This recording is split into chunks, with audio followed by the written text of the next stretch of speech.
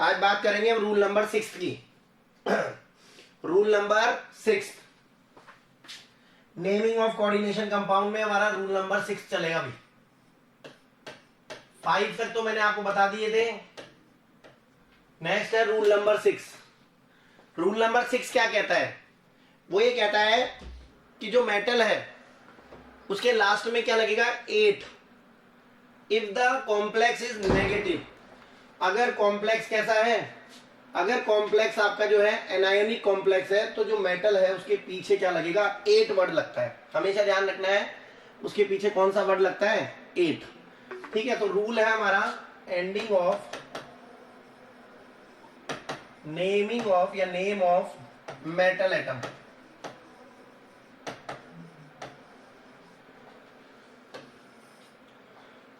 Ending of name of metal atom.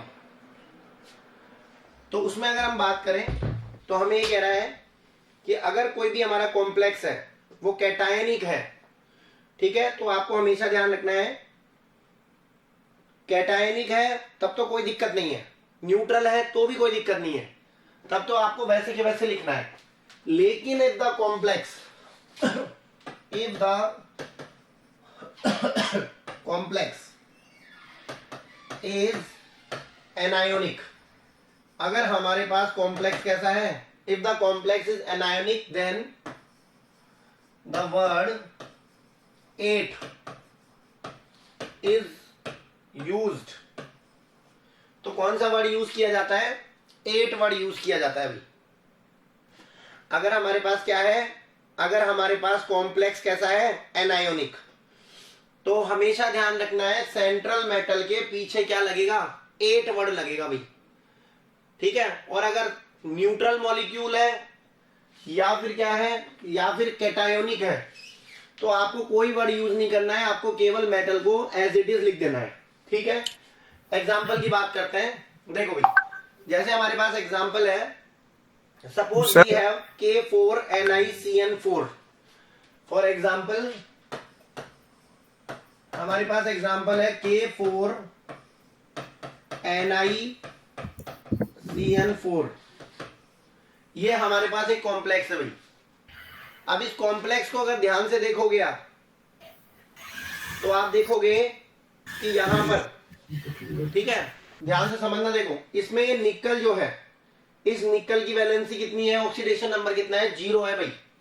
देखो जिसका निकालना होता है उसका x मान लो, तो यहां पर हो जाएगा 4 × 1, पोटेशियम का 1 होता है, प्लस x, ठीक है, प्लस 4 × -1, इसको 0 के बराबर मान लो क्योंकि इसके ऊपर कोई चार्ज नहीं है। तो ये कितना हो जाएगा? ये प्लस का 4 x माइनस का 4 बराबर 0, प्लस 4 से -4 कट जाएगा। तो निकल जो है उसका ऑक्सीडेशन नंबर कितना आ गया? 0 आ गया सर। कितना आ गया? 0। अब हमें पता है ये पोटेशियम जो है, ये पोटेशियम क्या है? This is cation. क्या है ये? कैटायन है ये। ठीक है, ध्यान रखना है। अगर मैं इसको लिखूं, इसको मैं तोड़ के देखूं, तो मुझे क्या पता है? इसको तोड़ने पर क्या मिलेगा मुझे? 4 तो मिलेंगे K+ और साथ में मिलेगा NiCN4 -4। ठीक है, इस पे क्या मिल जाएगा? इस पे +4, तो इस पे क्या मिल जाएगा? -4। ठीक है, तो ये हमें तोड़ने पे मिलेगा। तो ये कैटायोनिक और एनायोनिक में स्प्लिट हो जाएगा भाई। This is an ionic compound. ये आयोनिक कंपाउंड है। अब आयोनिक कंपाउंड है तो इसका नाम जब देंगे हम, तो इसका नाम क्या हो गया?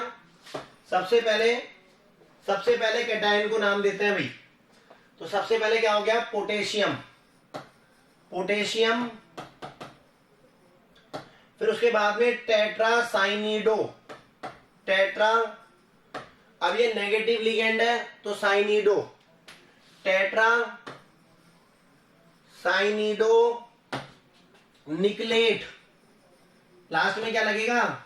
8 निकलेट। और इसकी जो ऑक्सीडेशन स्टेट है वो कितनी है? 0। निकलेट 0। देखो यहां पर आपको दिख रहा है साफ साफ, ये 0 इसका ऑक्सीडेशन नंबर है भाई। तो क्या हो गया? निकलेट 0। ये इसका नाम है भाई। किसी को कुछ पूछना है तो बोल दो भाई।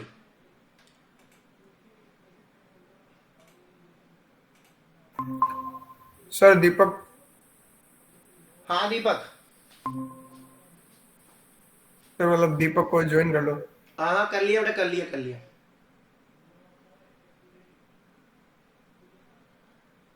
इस नेम में आपको कोई दिक्कत हो तो बताओ भाई। ये जो रूल है इसमें आपको कोई डाउट है तो आप बोल सकते हैं। हमेशा ध्यान रखना है, अगर कोई कॉम्प्लेक्स है और वो एनायोनिक कॉम्प्लेक्स है, अगर कोऑर्डिनेशन एंटिटी पे कौन सा चार्ज हो, नेगेटिव चार्ज हो, तो ये कोऑर्डिनेशन एंटिटी है। जब आप इसको स्प्लिट करोगे तो आपको पता है इसमें नेगेटिव चार्ज आएगा। तो नेगेटिव चार्ज आने पर क्या कह रहा है ये, नेगेटिव चार्ज आने पर जो सेंट्रल मेटल है उसके पीछे क्या लग जाता है, 8 वर्ड लग जाता है।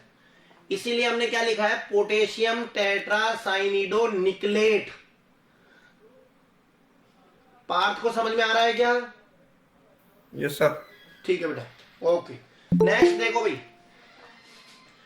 नेक्स्ट एग्जांपल देखो। एक और एग्जांपल की बात करते हैं। जैसे हमारे पास क्वेश्चन है,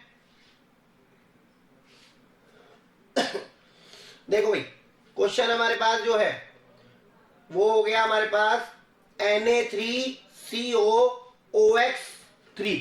ध्यान दो, कॉम्प्लेक्स हमारे पास Na3, ठीक है, फिर है हमारे पास COOX की पावर का होल थ्राइस। अब मुझे बताओ ये OX क्या है यहां पर?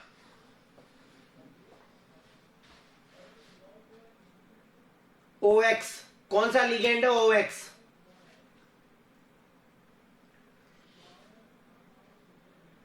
बोलो भाई, OX कौन सा लिगेंड है?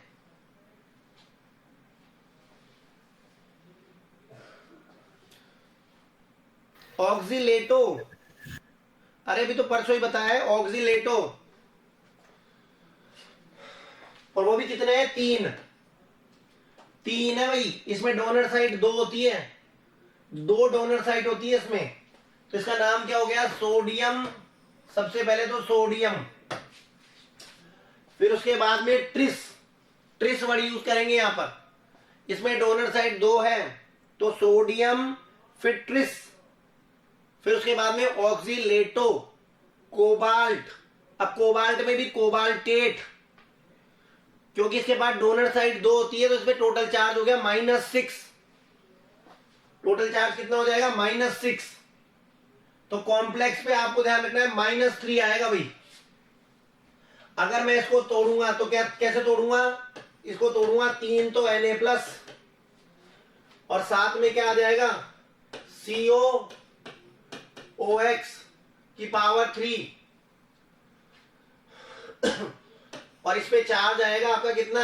-3। टोटल हो गया -6। -6 में से प्लस का 3 तो ये हो गया, तो भी मतलब -3 बचा। तो ये जो कोऑर्डिनेशन एंटिटी है इस पे नेगेटिव चार्ज आ रहा है अभी।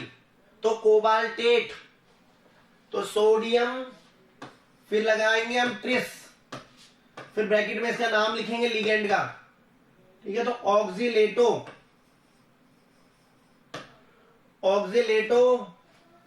कोबाल्टेट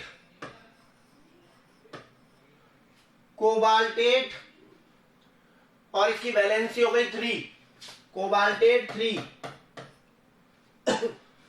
कोबाल्टेट 3, ये इसका नाम है।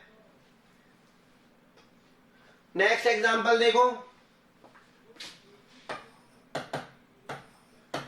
K3FeCN6, इसका नाम देना है हमें। इस पे भी आपको ध्यान रखना है, नेगेटिव लिगेंड, नेगेटिव कॉम्प्लेक्स है ये भी। इसको तोड़ने पर क्या मिलेगा? 3 तो मिलेंगे K+ और साथ में मिलेगा FeCN6 पर -3। अब ये कॉम्प्लेक्स भी कैसा है? एनायोनिक। तो यहां पर फेरेट वर्ड यूज करना पड़ेगा भाई। तो ये हो गया पोटेशियम हेक्सासाइनिडो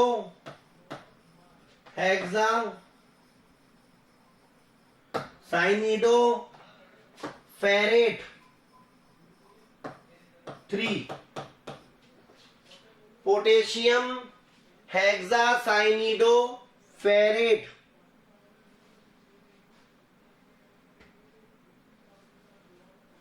ठीक है, चलो नेक्स्ट देखो भाई, रूल नंबर 7।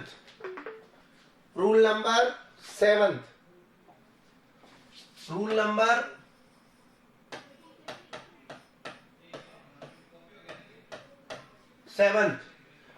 7 कहता है सेंट्रल मेटल पर ऑक्सीडेशन स्टेट, जो ऑक्सीडेशन स्टेट है सेंट्रल मेटल पर, उसको बताना है भाई।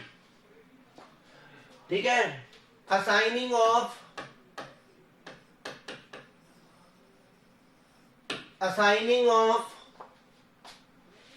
ऑक्सीडेशन स्टेट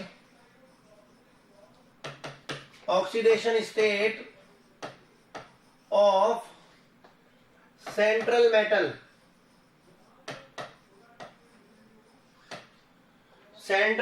को ऑक्सीडेशन स्टेट इंडिकेट करना। तो ध्यान रखना है हमेशा, और रोमन नंबर में किया जाता है भाई।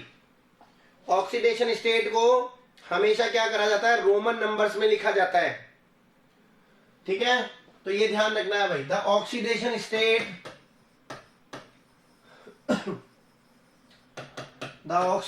State of central metal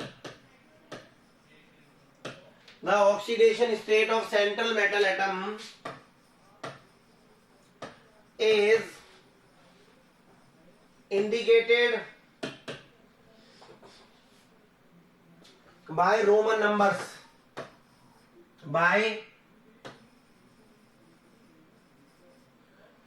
numbers, या रोमन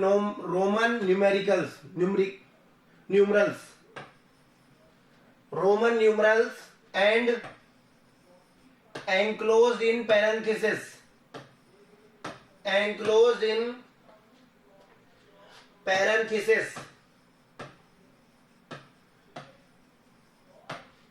छोटे ब्रैकेट में। हमेशा ध्यान रखना है ऑक्सीडेशन नंबर को ब्रैकेट में ऐसा लिखना पड़ता है अभी, और आपको ध्यान रखना है न्यूमरल नंबर रोमन नंबर्स में लिखना पड़ता है। ठीक है, रोमन नंबर के अंदर लिखना पड़ता है भाई। चले, जैसे देखो यहां पर हमने इसको रोमन नंबर में लिख रखा है। ठीक है, सिमिलरली यहां पर हमने इसको रोमन नंबर्स में लिख रखा है। तो ध्यान रखना है जो भी ऑक्सीडेशन स्टेट है उसको हमेशा रोमन नंबर में लिखा जाता है भाई। ठीक है, तो ये आपको बता रखा है। सर। हाँ जी, बोलो सर, पैरेंथेसिस मतलब? पैरेंथेसिस का मतलब होता है छोटा ब्रैकेट। ये वाला, ये ब्रैकेट है ना, ये ब्रैकेट को पैरेंथेसिस बोलते हैं बेटा। Okay sir. ठीक है, चल नेक्स्ट देखो। नेक्स्ट रूल है हमारे पास, रूल नंबर 8।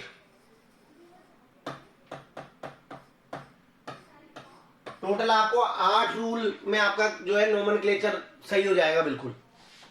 देखो रूल नंबर 8 क्या कहता है, अगर सपोज हमारे पास कोई ऐसा लिगेंड है जो एम्बीडेंटेड लिगेंड है। एम्बीडेंटेड का मतलब क्या होता है, जिसमें लिगेंड तो मोनोडेंटेड ही होता है, लेकिन उसके पास क्या है, 2 डोनर एटम है। जैसे मैंने आपको बताया था सीएन में सी भी जुड़ सकता है सेंट्रल मेटल से, और एन भी जुड़ सकता है। अगर सी जुड़ता है सेंट्रल मेटल से तो साइनिडो या फिर साइनो, और अगर एन जुड़ता है सेंट्रल मेटल से तो आइसोसाइनो। ठीक है, तो ऐसा कोई लिगेंड हो तो उसका नाम कैसे दिया जाएगा फिर। तो रूल नंबर 8 क्या कह रहा है, तो रूल नंबर 8 है पॉइंट ऑफ अटैचमेंट और नेमिंग ऑफ एम्बीडेंटेड लिगेंड।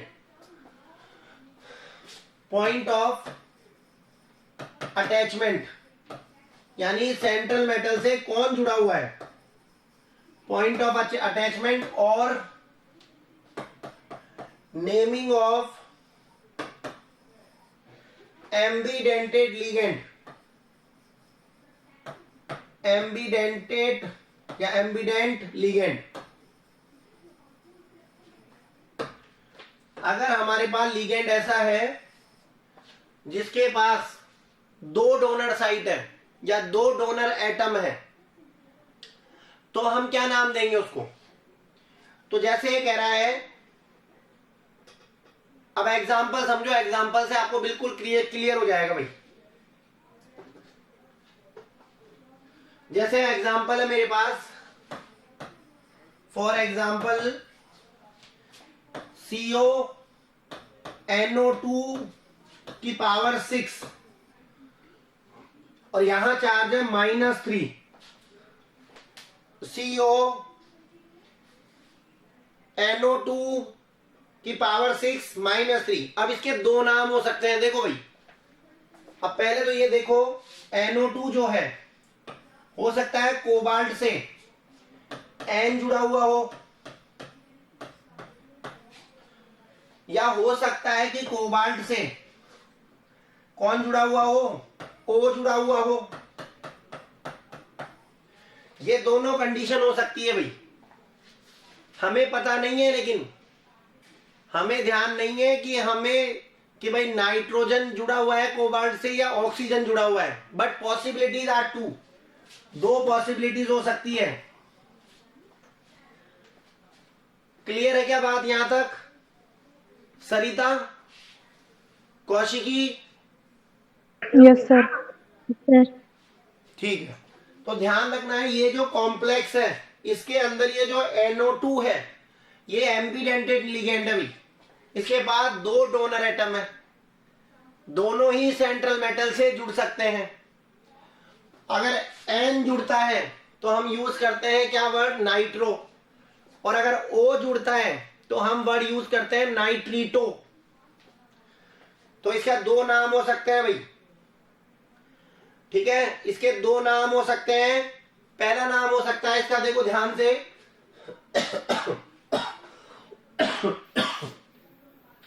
कॉम्प्लेक्स हमारा क्या था, कॉम्प्लेक्स हमारा था कोबाल्ट NO2 की पावर 6 और -3। अब इसके दो नाम क्या क्या हो सकते हैं। पहला नाम हो सकता है हेक्सा नाइट्रीटो, हेक्सा नाइट्रीटो, हेक्सा नाइट्रीटो N। ध्यान रखना, मेरी बात ध्यान से सुनना। N का मतलब क्या बोल रहा है कि नाइट्रोजन जुड़ा हुआ है कोबाल्ट से, हेक्सा नाइट्रीटो। फिर उसके बाद में अगर यहां लिखेंगे हम तो यही नाम यहां पर भी लिखेंगे, हेक्सा नाइट्रीटो, लेकिन यहां लिखेंगे O, यहां लिखेंगे O, मतलब ऑक्सीजन जुड़ा हुआ है। ध्यान रखना, ये ऑक्सीडेशन नंबर नहीं है, ये O जुड़ा हुआ है, ध्यान रखना भाई। हेक्सा नाइट्रीटो O, कोबाल्टेट, माइनस का चार्ज है यहां पर, ध्यान से देखना। तो कोबाल्टेट, कोबाल्टेट, और क्योंकि इसके ऊपर क्या है -1 होता है तो -6, तो इस पे होगा 3, प्लस का 3, तभी तो -3 आएगा यहां पर। कोबाल्टेट 3, हेक्सा नाइट्रीटो कोबाल्टेट, ठीक है, हेक्सा नाइट्रीटो N कोबाल्टेट 3 आयन। इसके पास कोई भी काउंटर आयन नहीं है तो ion same, hexa नाइट्रीटो O cobaltate 3 ion. Clear है क्या ये चीज जो समझाई?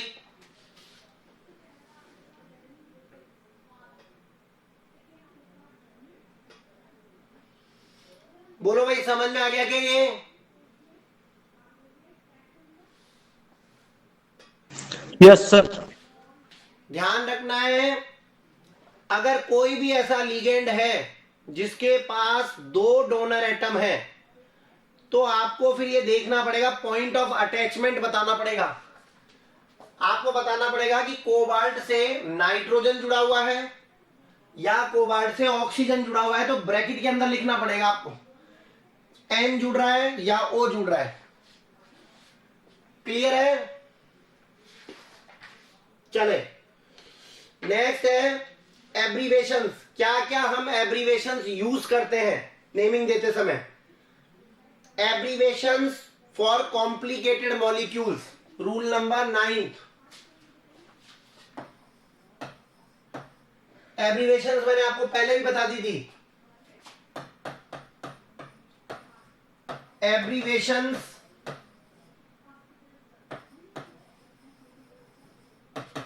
used for complex molecules।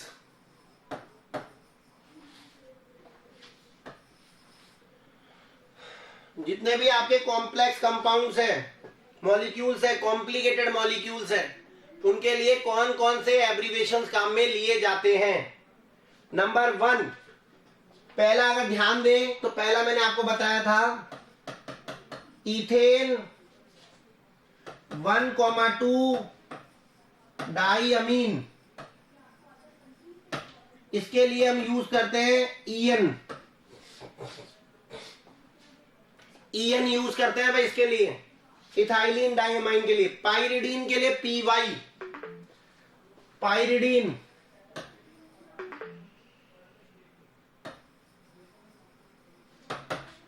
PY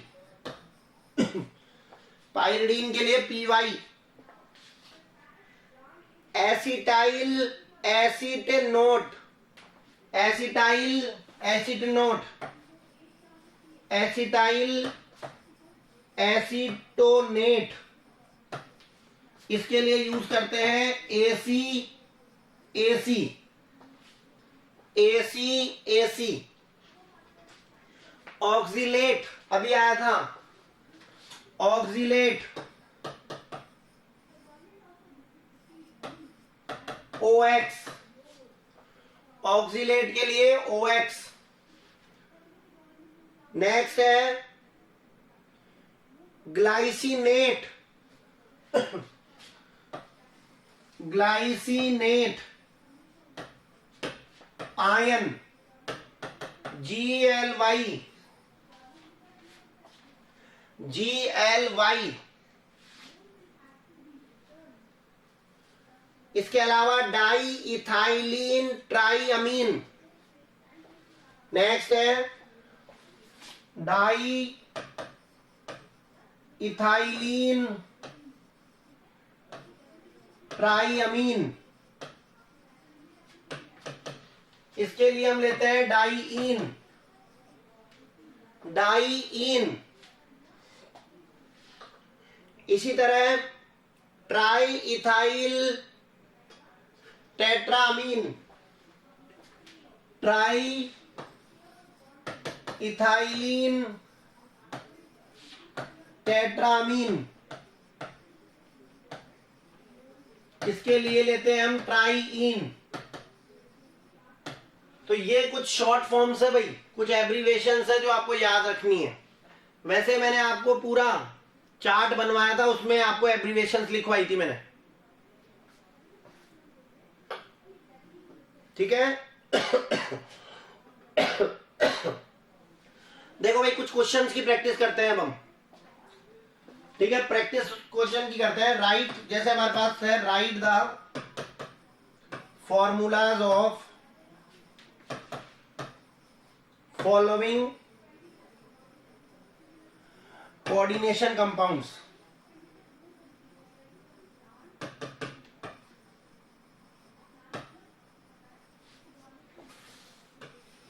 कुछ कोऑर्डिनेशन कंपाउंड हमें दिए हुए हैं, उनके फॉर्मूले हमें लिखने हैं।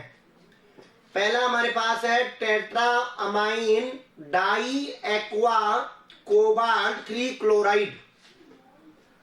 देखो भाई पहला क्वेश्चन है टेट्रा अमाइन डाई क्लोरिडो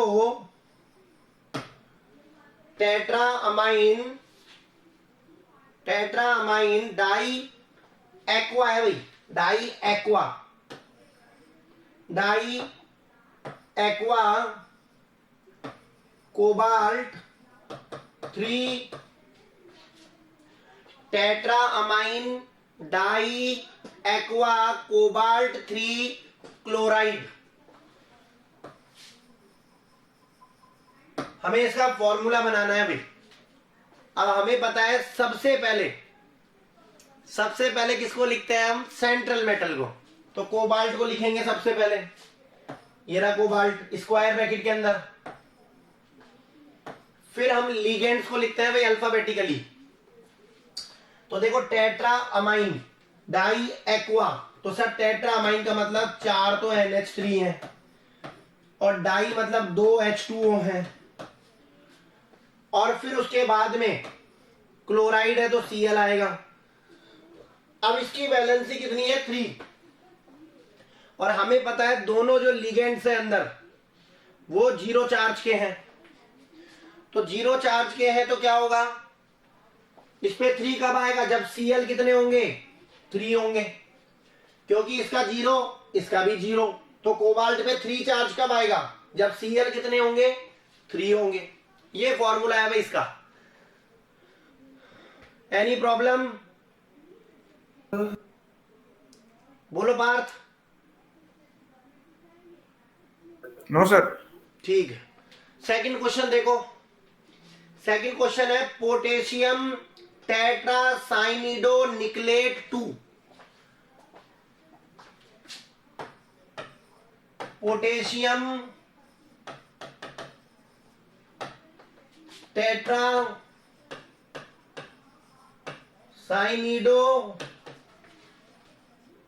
निकलेट 2। अब आप ध्यान से देखोगे तो देखो निकलेट नाम से ही पता लग रहा है, निकलेट का मतलब ये कॉम्प्लेक्स नेगेटिव कॉम्प्लेक्स है, तभी तो क्या लग रहा है, निकलेट लग रहा है भाई। और सबसे पहले हमें पता है केटायन को लिखना पड़ता है। केटायन कौन है इसमें, पोटेशियम। तो सबसे पहले पोटेशियम को लिखो, फिर उसके बाद में निकलेट तो निकल, फिर टेट्रासाइनिडो तो 4 CN है। अब इस पे चार्ज कितना आ रहा है, ध्यान से देखो, यहाँ 2 आ रहा है और CN पे होता है -1, तो टोटल हो गया -4। लेकिन फिर भी निकल पे 2 आ रहा है भाई। तो निकल पे 2 कब आ सकता है, जब पोटेशियम कितने होंगे, 2 होंगे। जब पोटेशियम कितने होंगे, 2। तो प्लस का 2 और माइनस का 4, तो भी माइनस का 2 और माइनस के 2 को 0 के उधर लेके जाओगे प्लस का 2, तो निकल पे 2 आ जाएगा। बात समझ में आ रही है भाई। यहां पर 2 कैसे आएगा निकल पर, तो आप इस पोटेशियम को 2 मानोगे तो ऑटोमेटिकली आ जाएगा ना। देखो 2 + x + 4 × -1 = 0। तो ये हो गया 2 + x -4 = 0। x बराबर कितना हो गया, +2। तो +2 ही तो बोल रहा है यहां पर। तो पोटेशियम आपको 2 रखने पड़ेंगे, K2 NiCN4। नेक्स्ट क्वेश्चन है, नेक्स्ट देखो ट्रिस।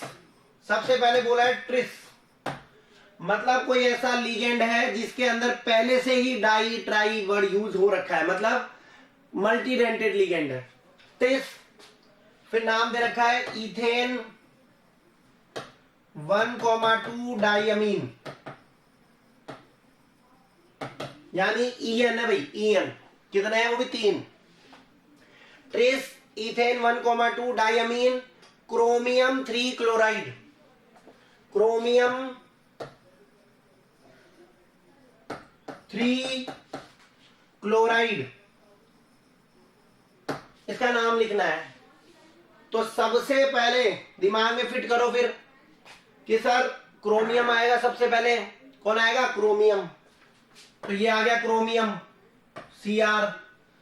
फिर सर ट्रिस मतलब 3 है तो En कितने हैं 3, ये स्क्वायर ब्रैकेट में। और उसके बाद में इसकी तो 0 होती है चार्ज। तो फिर ये बोल रहा है क्रोमियम पे 3 कब आएगा, जब क्लोरीन कितने होंगे 3 होंगे। क्लोरीन कितने होंगे 3, तो ऑटोमेटिकली क्या आ जाएगा Cr En का होल थ्राइस Cl3। बोलो भाई यहां तक किसी को प्रॉब्लम है तो बताओ। हिद्यांशी, कौशिकी, पार्थ, दीपक, No, sir. आ गया समझ में ये? Yes sir. Yes, sir. चले नेक्स्ट क्वेश्चन देखो। और ज्यादा से ज्यादा नेमिंग की प्रैक्टिस करनी है रूल्स को अप्लाई करते हुए, तो आपके पक्के हो जाएंगे 2 नंबर तो यहां से। नेक्स्ट देखो, नेक्स्ट क्वेश्चन है हमारे पास। नेक्स्ट क्वेश्चन है अमाइन ब्रोमिडो अमाइन ब्रोमिडो क्लोरिडो नाइट्रिटो एंड प्लेटिनेट 2। देखो भाई क्वेश्चन, इसमें बहुत सारे लिगेंड्स दे दिए भाई आपको, लिगेंड्स ही दुनिया भर के दे दिए आपको इसमें। देखो अमाइन, फिर उसके बाद में दिया है आपको ब्रोमिडो, क्लोरिडो, क्लोरिडो, नाइट्रिटो एंड प्लेटिनेट, प्लेटिनेट 2। अब देखो यहां पर आपको अगर आप ध्यान से देखोगे तो आपको ब्रैकेट में एन दे रखा है भाई, और एन क्या बताता है ब्रैकेट में कि NO2 में एन जुड़ रहा है। किससे? प्लेटिनम से। प्लेटिनम से क्या जुड़ रहा है? एन। अब देखो भाई सारे अल्फाबेटिकली जमा दो। सबसे पहले सर प्लेटिनम Pt, ब्रैकेट बंद कर लो। ये लो सर, देखो अमाइन तो NH3, ब्रोमीन तो Br, क्लोरिडो तो Cl, नाइट्रिटो तो NO2, और फिर सर उसके बाद में अब देखो यहां ध्यान से देखोगे आप, अब यहां पर 2 आना चाहिए चार्ज। प्लेटिनम पर कितना चार्ज आना चाहिए? तो प्लेटिनम पे आना चाहिए 2। लेकिन अगर आप ध्यान से देखोगे तो आपके दिमाग में आ रहा है कि सर देखो Br पे -1, क्लोरीन पर भी -1 और NO2 पर भी -1, तो टोटल हो गए -3। लेकिन ये कह रहा है 2 आना चाहिए। चलो इस पे 2 मान भी लिया हमने, तो भी एक माइनस का 1 बचेगा। तो माइनस का चार्ज कहां आ जाएगा? ब्रैकेट के ऊपर। ब्रैकेट के ऊपर क्या आ जाएगा? -1। समझ में आ रही है बात मेरी, मैं क्या कह रहा हूं? अगर इस प्लेटिनम का क्या मान लें हम, इस प्लेटिनम पर हम मान लें कि सर इस पे 2 चार्ज है। मान लो इस पे 2 मान लिया मैंने, इस पे 0 होता है, इस पे -1, इस पे भी -1 और इस पे भी -1, बराबर कितना? तो बराबर हमने मान लिया कितना? 0 के। ठीक है, 0 इसको बराबर मान लो -1 के। तब जाके प्लेटिनम पे कितना चार्ज आएगा? तो प्लेटिनम पे 2 आ जाएगा। देखो ये हो जाएगा 2 प्लस, अब इससे ये काट दो, ऐसे करो, ये -2 अब ये इधर आएगा तो यहां पर 0 मानना पड़ेगा आपको। यहां पर आपको 0 मानना पड़ेगा, तब जाके प्लेटिनम पर क्या आ जाएगा? इस स्क्वायर ब्रैकेट के ऊपर -1 बचेगा भाई। अगर आप इसको ऐसे भी मानते हो ना, देखो अगर आप इसको ऐसे भी लेते हो, मान लो सपोज करो आपने ऐसे लिया इसको सर प्लेटिनम का X, इसका 0, इसका -1, इसका भी -1, इसका भी -1, बराबर अब आप ध्यान से सुनो भाई, प्लेटिनम का कितना बोल रहा है, ये 2 बोल रहा है, इसको 0 के बराबर मान लो। x की जगह आपको दे रखा है प्लस का 2, तो प्लस का 2 माइनस का 2 क्या हो जाएगा, कट जाएगा, तो भी आपका माइनस का 1 जो है वो स्क्वायर ब्रैकेट के ऊपर एंक्लोज रहेगा भाई।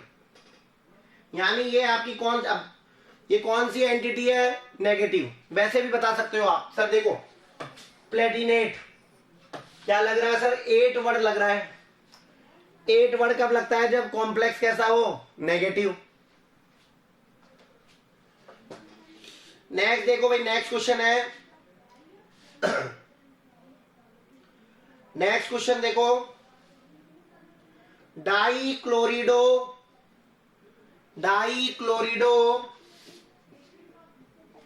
बिस, डाइक्लोरिडो बिस। अब बिस वर्ड यूज करा है मतलब 2 बार है, कोई ऐसा लिगेंड है जिसमें पहले से डाई वर्ड यूज हो रहा है, वही ethane 1,2 diamine, platinum 4 nitrate, ethane 1,2 diamine, platinate 4 chloride sorry nitrate.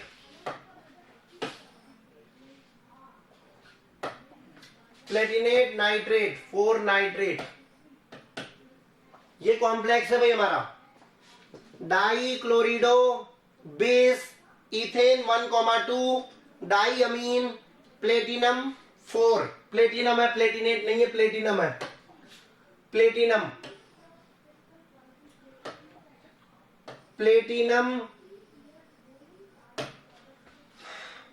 4 nitrate. इसका नाम, इसका फॉर्मूला बनाना है भी। अब सबसे पहले दिमाग में क्या आ रहा है, सबसे पहले दिमाग में आ रहा है प्लेटिनम, कि सर प्लेटिनम आएगा सबसे पहले तो, फिर डाइक्लोरिडो मतलब 2 Cl है, फिर उसके बाद में इसको आप ब्रैकेट मत लगाओ चले, फिर उसके बाद में बिस, फिर En है 2 बार, फिर ब्रैकेट बंद है, फिर नाइट्रेट है, फिर नाइट्रेट है भाई NO2। अब आप खुद सोचो और दिमाग लगाओ कि प्लेटिनम ये जो प्लेटिनम है इसकी वैलेंसी 4 है भाई। 4 कब हो सकती है, 4 कब हो सकती है, देखो इसका तो हो गया 2, माइनस का 2 हो गया, इसका चार्ज तो, लेकिन 4 कब आएगा, जब ये भी कितना होगा, ये भी 2 होगा, क्योंकि En पे तो 0 चार्ज होता है। ये बोल रहा है प्लेटिनम पे 4 चार्ज है। अब यहां Cl 2 ही है तो -2, तो NO2 पे -1 होता है, तो इसको 2 करना पड़ेगा, तब जाके -2 और -2 हो गया माइनस का 4, तो प्लेटिनम का हो गया +4।